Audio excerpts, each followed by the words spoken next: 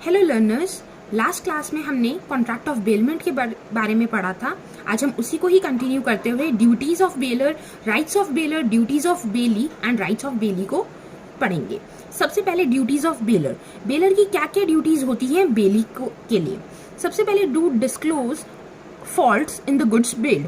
जो भी गुड्स उन्होंने बेली को दिए हैं उन गुड्स में अगर कोई भी फॉल्ट है तो उस फॉल्ट के बारे में वो बेली को बताएं। Second, to repay necessary expenses. जो भी नेसेसरी एक्सपेंसेस बेली ने करे हैं बेलर के बिहाफ पर, वो एक्सपेंसेस वो बेली को वापस करे। फॉर एग्जाम्पल, ए ने अपना हॉर्स बी को दिया था, थोड़े टाइम के लिए हॉर्स दिया था ताकि वो उसकी केयर कर सकती है, क्योंकि ए को थोड़े टाइम के लिए आउट ऑफ स्टेशन जाना था।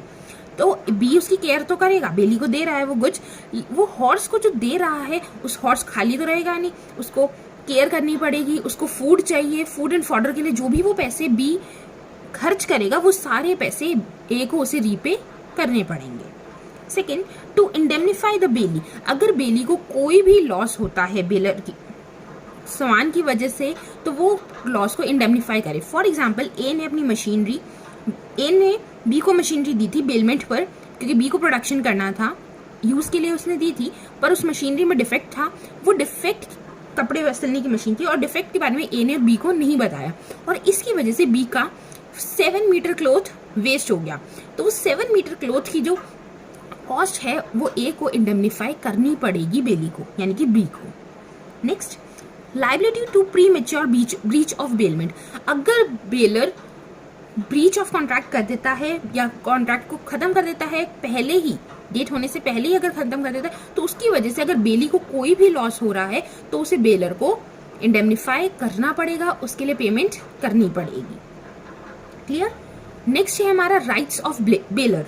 बेलर के पास राइट्स क्या क्या हैं? सबसे पहले rights to indemnify indemnity for losses due to negligence by the बेली।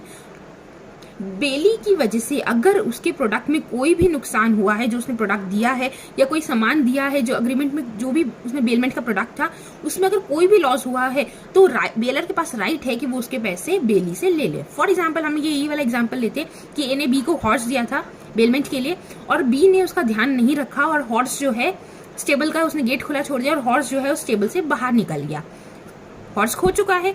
तो यहाँ पर जो गुड्स है वो चले गए, बेली की नेग्लिजेंस की वजह से बेलर का सामान चला गया है, तो यहाँ पर जो हॉर्स की कीमत है वो बेलर बेली से ले सकता है। Next, termination of bailment on inconsistent use of belly. अगर बेली के साथ जो उन्होंने कॉन्ट्रैक्ट करा है और वो यूज जो प्रोडक्ट को यूज करने के लिए दिया था का यूज वो गलत तरीके से कर रहा है, तो वहां पर बेलर के पास ये हक है कि उसका जो बेलमेंट कॉन्ट्रैक्ट है वो उसे टर्मिनेट कर दे, यानी कि कैंसिल कर दे। Third, compensation when the bailey mixes goods bailed with his own goods. बेली ने अगर बेलर के गुड्स को अपने गुड्स के साथ मिक्स कर दिया है और अब उन गुड्स में से डिफर कर पाना, उसको छांट पाना कि मेरे गुड्स कौन से थे, तो वहां पर उसके लिए प्रॉब्लम हो रही है, तो वहां पर भी उसे कंपेंसेशन मिल सकता है। फॉर एग्जाम्पल, जो ए ने बी को अपने राइस दिए थे कुछ टाइम स्टोर करने के लिए और जो ए के राइस थे वो अच्छी क्वालिटी के थे और बी के जो राइस थे वो थोड़े से कम खराब सी क्वालिटी थे। अब बी ने क्या किया, यानी कि बेली ने अपने गुड्स ए के गुड्स के साथ मिक्स कर दिए। अब उनको छांट पा के अलग कर पाना ए के लिए पॉसिबल नहीं है, तो वहां पर वो उससे कंपेंसेशन ले सकता है। Next, compensation for unauthorized use by the bailee. अगर बेली अनऑथराइज यूज कर रहा है उस प्रोडक्ट का जो उसको दिया गया है, तब भी उसे कंपेंसेशन मिल सकता है। Next, right to get the goods back.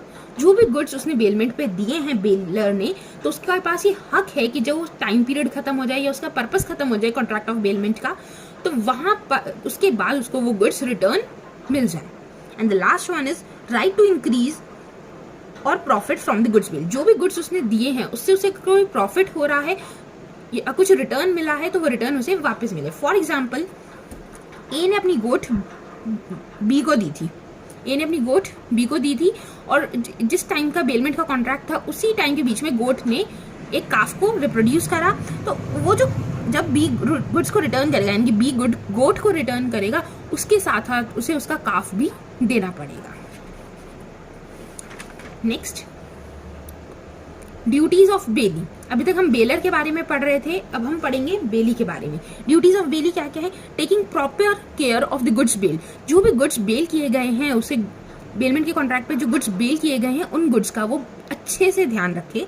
Not doing any act inconsistent with the terms of bailment, bailment में जो उनके कॉन्ट्रैक्ट में जो डिटेल्स गिवन है या उनके अग्रीमेंट हुआ है, उस अग्रीमेंट के अलावा कोई ऐसा काम ना करे जो उस अग्रीमेंट के अगेंस्ट हो।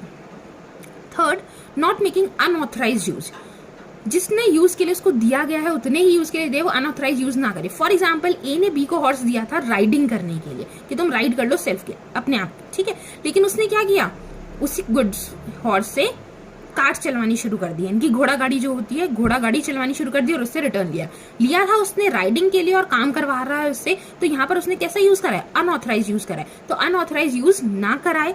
Next, not mixing bailor's goods with his own goods, अपने बेलर के गुड्स को अपने खुद के गुड्स के साथ मिक्स ना करे। Next, returning the goods bailed, जो भी गुड्स उसने बेल किए हैं उन्हें रिटर्न कर दे जब हमारा कॉन्ट्रैक्ट का टाइम पीरियड खत्म हो गया है या कॉन्ट्रैक्ट का पर्पस खत्म हो गया है तो। And the last one is returning any accretion और प्रॉफिट, जो मैंने आपको लास्ट एग्जांपल में भी बताया, अगर उस बेल गुड्स के साथ उसे कोई भी प्रॉफिट मिल रहा है, कोई अक्रेशन हुई है, एक्सटेंड हुआ है, कुछ वैल्यू इंक्रीज हुई है, तो वैल्यू उसे वो वापस करे। Next, rights of bailee, right to compensation for loss on account of fault in the goods bailed, जो भी गुड्स बेल्ड करे गए हैं उसके प्रति अगर उसकी वजह से उसे कोई भी लॉस होता है बेलमेंट में, तो वो गुड्स के पैसे उसे देगा।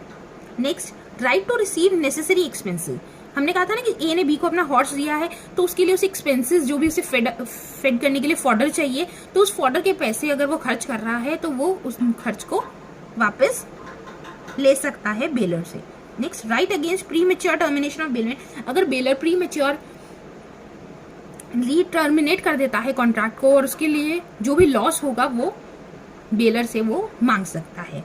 Right to compensation in case of defective title, अगर कोई भी डिफेक्टिव टाइटल होने की वजह से उसका लॉस होता है तो वो मिल जाएगा। Next, delivery of goods to one of the joint owners, अगर दो ओनर्स ने उसको, दो बेलर हैं और 2 या 3 बेलर हैं और उन्होंने उसको गुड्स बेल करा है तो उसके पास राइट है कि वो किसी भी एक बेलर को गुड्स रिटर्न कर सकता है।